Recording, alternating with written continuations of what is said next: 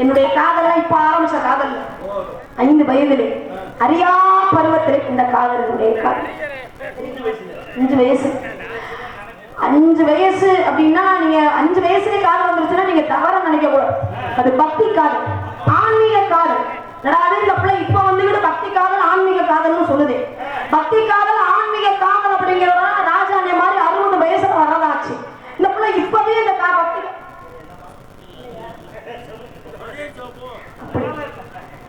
கூட சொல்லிட்டனா இல்ல குறைவா சொல்லிட்டா.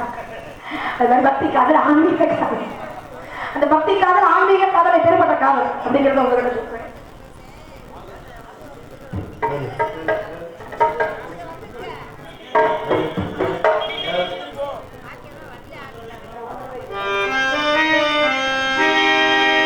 சிட்டுக்குருவி முத்தம் கொடுத்து தேர்ந்திட கண்டேனே, செவ்வானம் கடலிலே கலந்திட கண்டேனே.